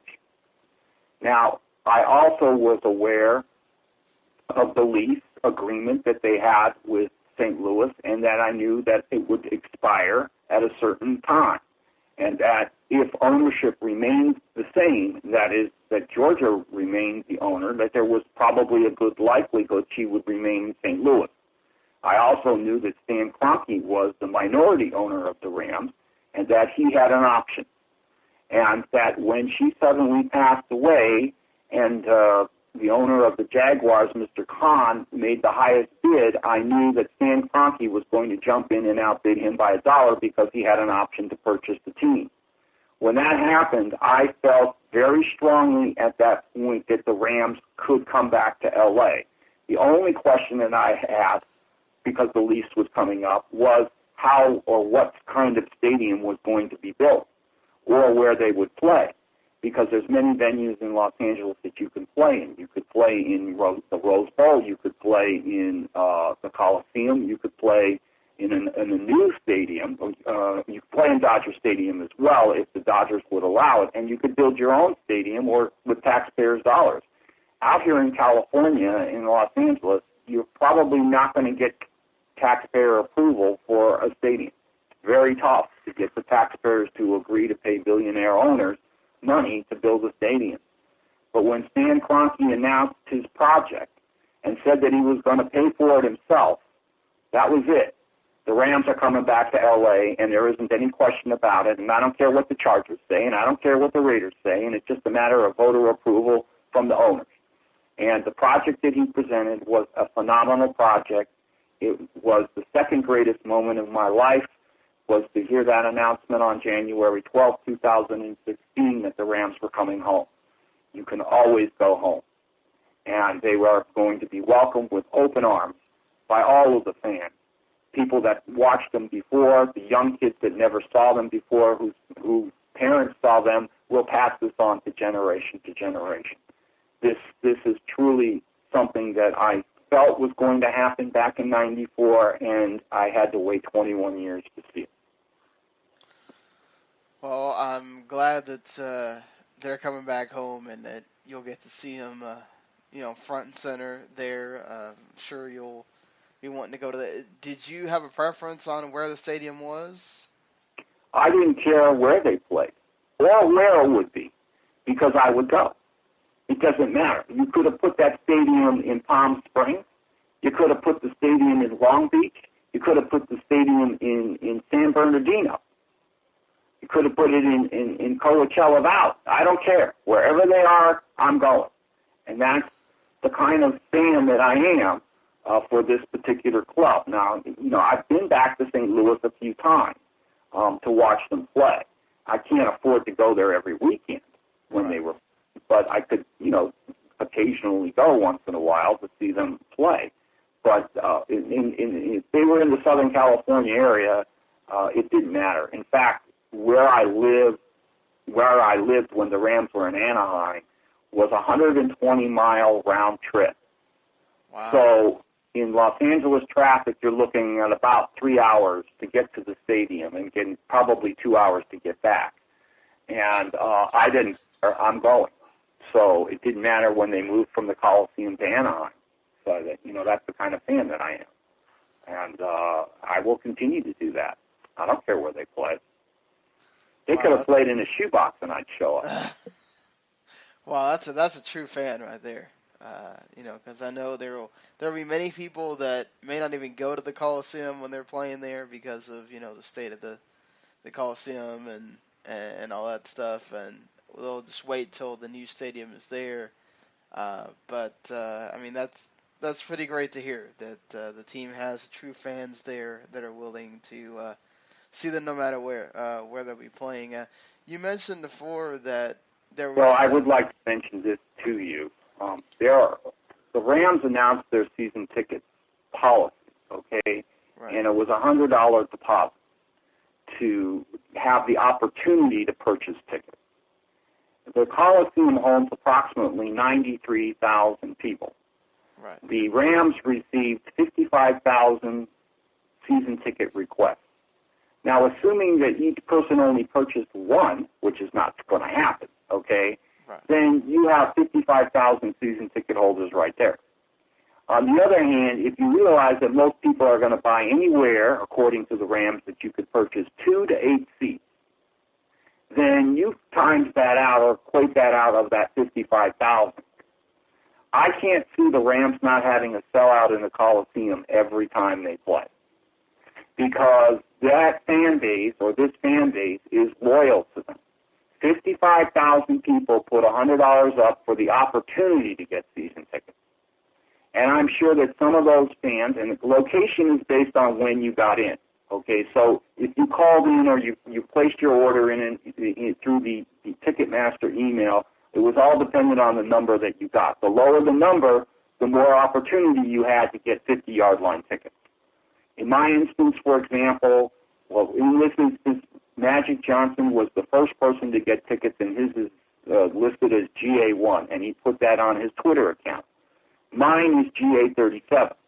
So I am assuming that when the Rams finally give us the location for the tickets, because they've given us the pricing, it runs anywhere from $2,000 for 50-yard line tickets to $300 for end zone tickets or nosebleed section tickets in the Coliseum, that I will probably have a selection of 2 to 8 seats on the 50-yard line, and it's probably going to be my intention to buy all 8 tickets. Now, I haven't come up to, I haven't made up that my decision yet because I haven't gotten the actual location of the seating and where they're going to, what what it is. It is also was known by the Rams. The Rams made it clear that the first 5,000 people that signed up that day, which was January, I think it was 17th or 18th, the first 5,000 would be guaranteed the same location seat in the new stadium in Inglewood when it's completed. Now, there is going to be a difference. You're going to have to buy PSLs in the new stadium, which is a private seat license. The comparable private seat license for each individual seat, okay, in San Francisco runs $10,000 for a 50-yard line seat. So if you were to be a 50-yard line season ticket holder in the Coliseum and you had 8 seats, it's going to cost you $80,000 for your private seat license. Oof. To get those same seats in the new stadium. Now, the lowest price is $1,750 for the San Francisco 49ers because that's the most recent stadium that's open.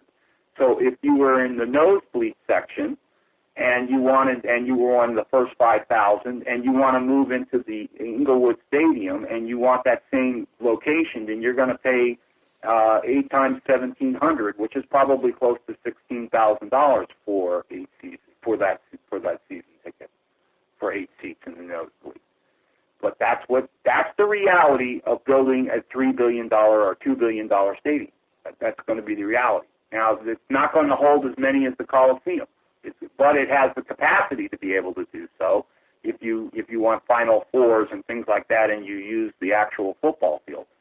But right. I'm pretty sure that no matter what happens, I will find a way to get those seats on the 50-yard line come their move to Inglewood.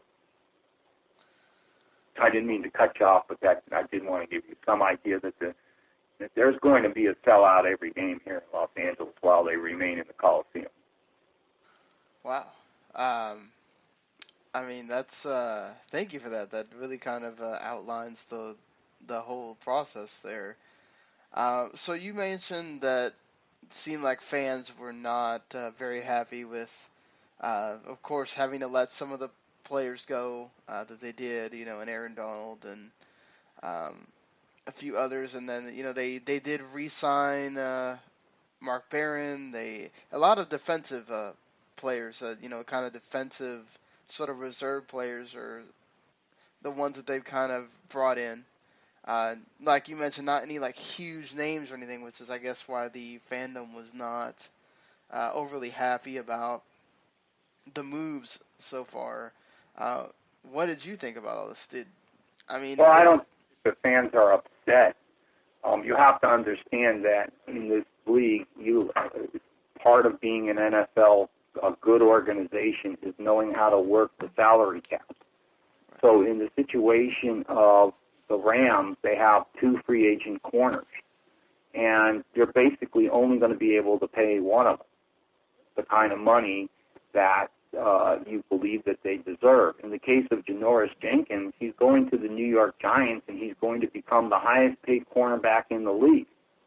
That's higher than Darrell Reeves. Now, if that's the kind of money that he was seeking from the Los Angeles Rams, forget it. You can't afford to do it. I'd rather use the money to re-sign Trumaine Johnson.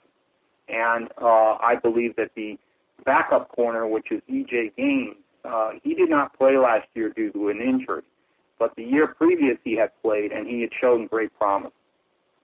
Now, as far as losing a guy like Chuck Long, okay, at defensive end, you know, the issue became with him is he's got an extension on his contract and an option on his contract, and if the Rams pick it up, they're going to be paying a lot of money towards the salary cap for a guy that has only played so many games the last 2 years due to injury. There's no question that he's got a motor, and there's no question in my mind that he's a great compliment to Robert Quinn.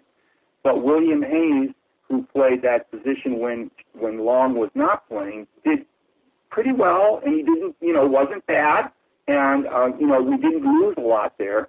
So if you don't pick up his option, okay, then you free up a lot of salary cap space for eventually signing somebody, maybe a quarterback at that particular time, who was in free agency, or you're going to have more money to use somewhere else.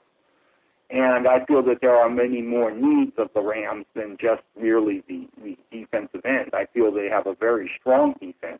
And with Aaron Donald in there at the defensive tackle, I mean, come on, you give me a defensive end with a motor, and we should be getting the quarterback every time. And as far as losing to Laurinaitis, again, that was kind of a surprise. I think of all of them, that was probably the most shocking because he broke the record for tackles by a Ram, and that record was held by Merlin Olsen.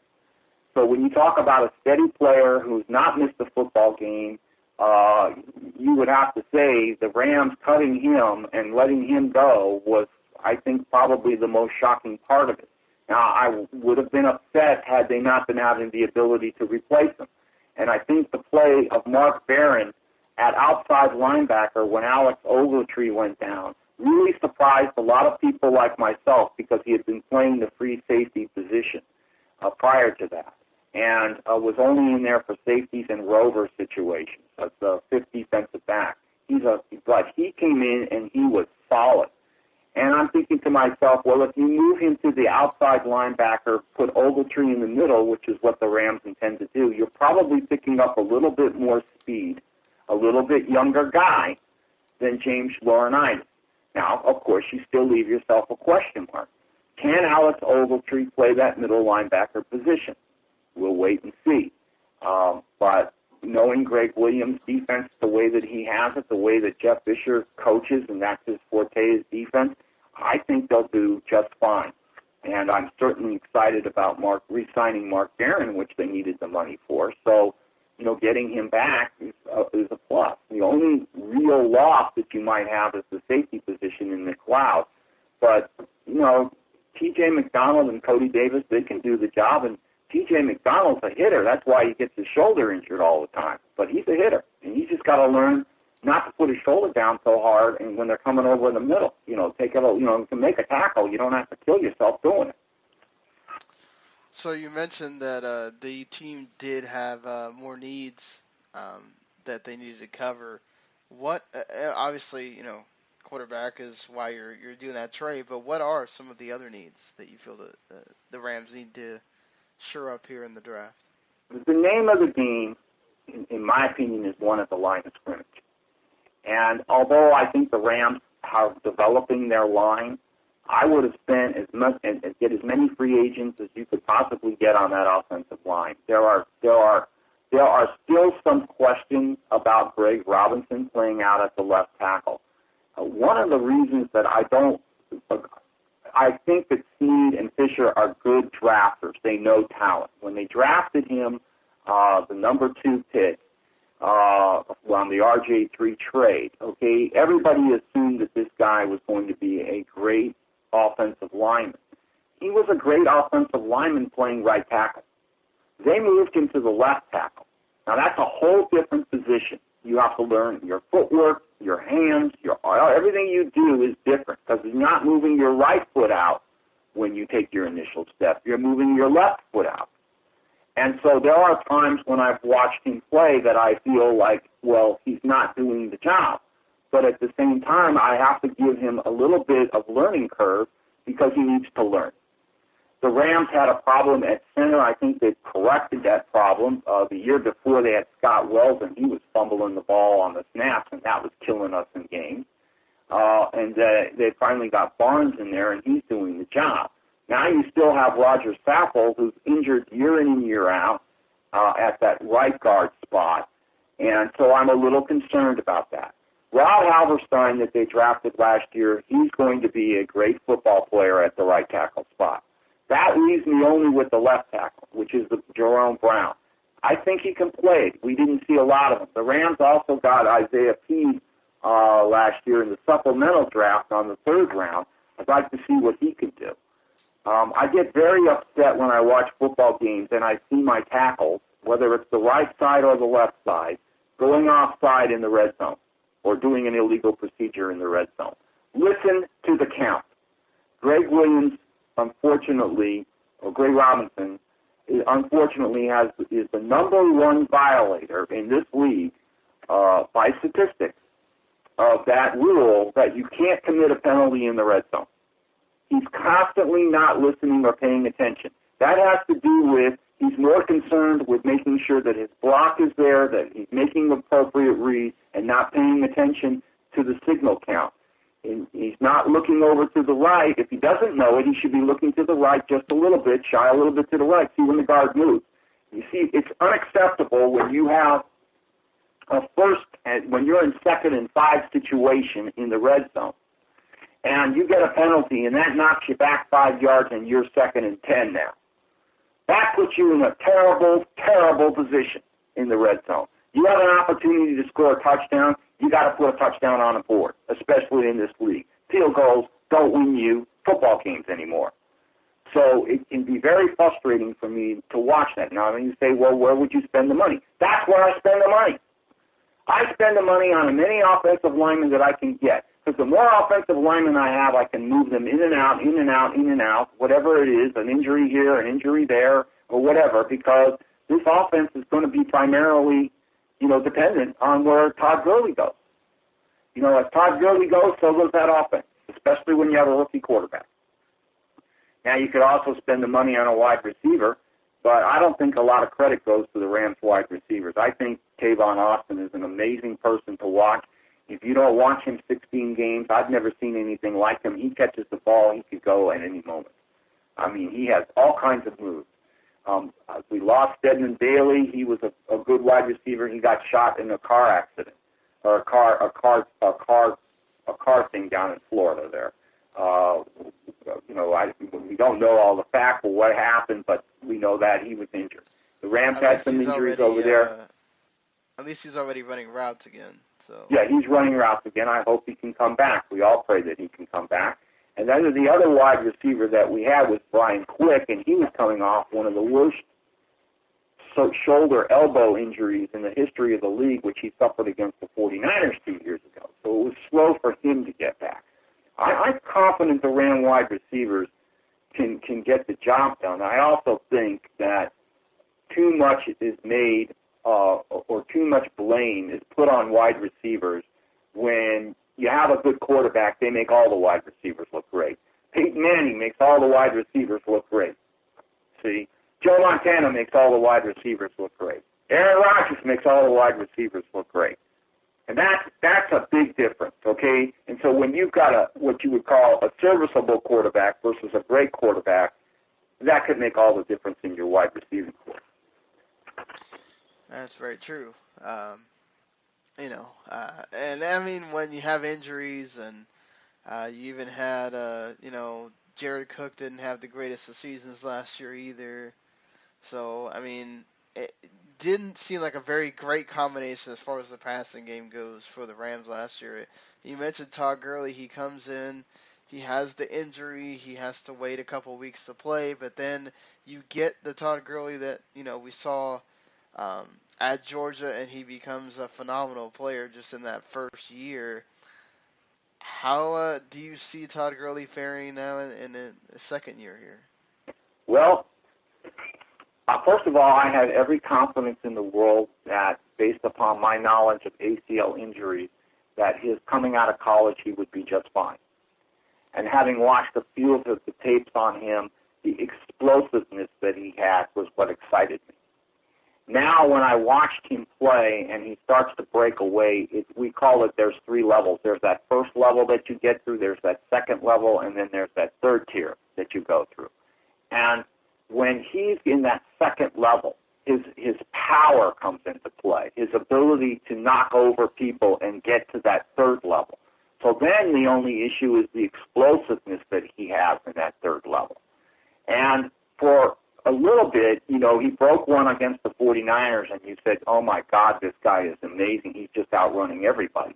But then you realize other teams that he's playing are not necessarily as slow as those corners are for the 49ers, which never really have a very good pass defense. So then their corners and safeties are not that good.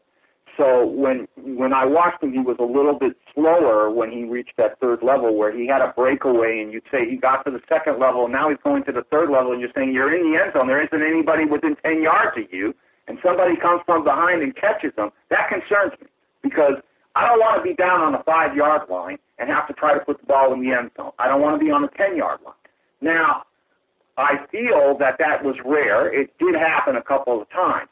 But my feeling is that coming into this year, his knee is going to be much stronger. He's going to have much more confidence. And I have not seen a running back like him in the league since Eric Dickerson, of course, and we were kind of spoiled with Eric Dickerson. But Eric Dickerson was a monster on the football field when he carried the football. And if he got free, you were not going to catch him. And that's what I want. If you've got that ability to be explosive to that second tier, that second level, and get through those linebackers and get through that line, then you're going to make it. When you get to that third level, you're gone. And I have only positive things to think about when it comes to Todd Gurley. An offensive line that now is starting to gel and is going to get together. They're going to know him. He's going to know them. He's going to know where that hole is and where it isn't. And he's going to get through there, because much of that Ram blocking up front is power football. Jeff Fisher coaches power football. He's got this in the mode of what he was coaching at Tennessee when he relied on Eddie George and he relied on Steve McNair. That's what he wants. That is a standard operating procedure in football. That will always win you championships if you do it really good. You look at Pittsburgh, that's what they've done through the years. They've won 6 championships. That's going to win you championships. And if you got to continually do it, you got to be consistent when you do it. You got to be able to pick up those third down yardage. That's third and short. You got to pick it up. You got to pick up the 2 or 3 yards. This kid Todd Gurley is going to be something else. The fans are excited about him. I'm excited about him. I really think he's going to be something else in this league. I think he's Hall of Fame material. Wow, already talking about Hall of Fame here in just 2 years, but certainly just from how he played, I mean, he was certainly the standout. Other than Adrian Peterson, I think he was certainly the standout of running back last season. So now looking ahead, we're done with the draft, we're done with all that. You're in training camp now. You would consider this a successful offseason because what happened? It would be a successful off season if the Rams go from 7-9 to 10-6 or 11-5. My expectation is a quarterback for the Rams, any quarterback that's good, would take them from a 7-9 club to at least 9-7. A superstar quarterback that you draft that is unbelievable is going to take the Ram team from 7-9 to 11-5 and 12-4. The biggest problem the Rams have had is the quarterback position and the inconsistency at that position. We fired our offensive coordinator last year in the middle of the season, so you have an offensive coordinator that was new. In the games that he was coordinating, the Rams went, I think, 5-1. I mean, the last game that they lost was against the 49ers, and they shouldn't have lost that game. That was silly. But they played very well, and that was with Case Keenum in there. So I kind of feel like the quarterback situation is such that if they get the right quarterback, that's that I would expect for the season. I would expect that you pick up at least 2 wins. Even if he's not that good, you pick up 2 wins because he's going to be there from day one, okay, the first game to the 16th game. He's not going to be, well, it was Nick Foles and Case Keenum, then Sean Mannion, or, back and forth, Nick Foles again and all that. It's not going to happen that way. You have one quarterback and consistency. And I think that would take us to the level of 9-7 at a minimum. If the Rams finish less than 9-7 and out of the hunt, so to speak, there's going to be question marks asked or some issues that the fans are going to raise because this is LA, and you cannot expect us to support your club if you're not going to show improvement in winning. You can only have so much of a honeymoon out here when it comes to this team. And I'm expecting the Rams, as I do every year for 58 years, to win the Super Bowl. That's my expectation. But if I have a fallback position, 9-7 would be okay. So have you seen the schedule that was released I have. yesterday? What do you think? I mean, you're playing AFC East, which is one of the roughest divisions in all of football, and you're having to play the Giants in London and also playing the NFC South. So, and those teams are kind of, up and down, and depending on, how they're playing at that point in time. What do you think of the schedule? Well, I don't make too much out of schedules. I do know the Rams have had one of the toughest schedules for the last 3 years because they keep finishing like 7-9 and 8-8. So it winds up that most of their opponents are tough. You look at our division, and you're going to have a tough time because you're playing the Seahawks and you're playing the Arizona Cardinals. And as far as the 49ers are concerned, even if they're bad, that's a rivalry game with the Rams. So it winds up that it's like USC against UCLA, or where you are, it's like Florida and Florida State, or Florida and Miami. I mean, it's a big game, every time they play, and you can throw out the record. It's a rivalry game. So even if the 49ers are not doing well, or the Rams aren't doing well, your season is made if you beat one of you beat them. So if the Rams are even lousy, they beat the 49ers, they're happy. That game is going to go right down to the last second. They play the top. Now, as far as the rest of it, playing the AFC East, playing the NFC South, I really don't care. My expectation is you're going to go in there. You're the best team in the NFL. I expect you to win. I'm not here to sugarcoat it. I am a diehard Ram fan. I think going into the game, we're going to win this game. I don't think we're going to lose to the New England Patriots. Why should I fear Tom Brady? What's so great about Bill Belichick? We've got the best team. We can beat them. We play our game. You play your defense. You do your special teams. You execute on offense. You can't lose. How can you lose? They're not better than you. You have to play up to their level or play at a level that's going to be championship. If you play at the level of championship, you're as equal to them. A break here, a break there, and you can win the game. If you don't think you can win the game going in, then don't play. My feeling is you go into the game and you do it to win. You don't come out with a moral victory. There is no such thing as moral victory. There's only a win or a loss.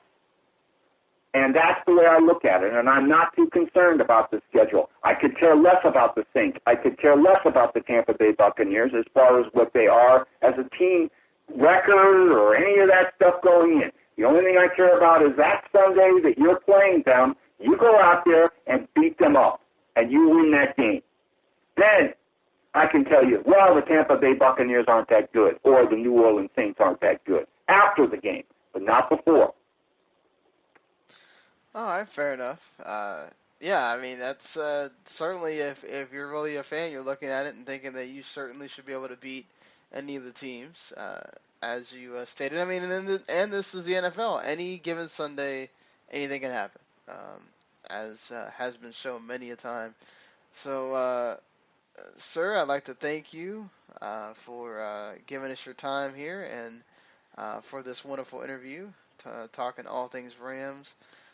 We'll be doing another one of these, going around talking to fans of all the teams when the draft is over, kind of letting everybody kind of give their thoughts on what the team looks like after the draft and all, which is coming up here pretty soon. So we should be able to keep in touch here, hopefully. Again, want to thank you and hope you have a good day, sir. You can call me anytime because that's all I do all day is practically talk about the Rams. So, all right. There is, I'm an attorney. So, when you're an attorney and you go down to the courthouse, everybody knows me as a Rams attorney. So the judges talk to me about it, clerks talk to me about it, opposing counsel talk to me about it. There's certain things that I've done in my life where I kind of look at it this way. I've committed 58 years of living my life vicariously through my football team. And maybe a shallow life, and you may say, well, that doesn't give you much. But you know what? They've given me the most happiness. They've given me the biggest downs sometimes in the world. But I've never lost faith, and I've never lost hope because tomorrow is another day. And every season, everyone starts 0-0, and you never know when that Super Bowl trophy is going to be held in your hand. And if you go back to 1999 and you think about when we started and this idea that Kurt Warner was this arena football player who had come out of the World Football League is going to lead you to the Super Bowl, what a remarkable story that was. And that's what you have to believe in because dreams do come true. And that's, my father is no longer with me, but I can tell you this, going to all those football games that I went to with him through the years, what he said was true. If you hold on to those dreams, your dreams will come true. He was right. He may not have been able to see it, but I was able to see it. Well, certainly, me as a Cowboys fan, I was really young when the 95, that was the first year my dad actually had the season tickets, was when they won that conference championship game against the Packers, and they went to the Super Bowl, and I hardly remember it. So for me, in my entire, adult life, I've never really seen them. I've seen them get to the playoffs, I've seen them get to that divisional round or whatever, but I've never seen them get even to the Super Bowl. So, all I can tell you on that is, if I had known that the radio interviewer was a Dallas Cowboys fan, I would have never agreed to be interviewed in the first place. There you go. One of the teams you have to respect because of their history is the Dallas Cowboys. And when the Dallas Cowboys were first started, Pete Rozelle used to be the general manager of the Los Angeles Rams, and he asked Stan Reeves, who was then the owner of the team, if he could allow some of his management personnel to help the Dallas Cowboys get started. So when you look at Tex Schramm used to be involved with the Rams, and Gil Brandt used to be involved with the Rams, and they were the ones that put that team together and hired Tom Landry. And I believe the Dallas Cowboys are a direct result of the way the old Rams were organized, the way that Pete Rozelle had made friends with the Tex Schramm when he was there as general manager, and that we owed a lot, that the Dallas Cowboys owe a lot to the Rams. That was repaid in twofold by Jerry Jones when he was the man that was able to push this project through. And I have a lot of respect for the Cowboys. I don't like them because they beat us in the playoffs so many times, but I have enormous respect for their franchise, for their fan base, for America's team, for Roger Staubach and Tom Landry, a historic coach. And I've seen them play football. I think they're every game you play against the Cowboys is for the Super Bowl. I mean, if you're an opponent, that's the way you look at it. So, I can't say that I make jokes about the Cowboys, but I do respect them. I have a lot of friends of mine who are Cowboy fans. I give them a hard time because just the other day it was Cowboy Day. They go, "What do you mean it's Cowboy Day?" I says, "It's 4/12." He goes, "What's 4/12? How many wins you have last year? 4. How many losing? 4/12 is Coffee Cowboy Day." Oh, man. Yeah, it was a pretty terrible year. All right. You have a wonderful time. Have a great weekend. All right, you too, sir.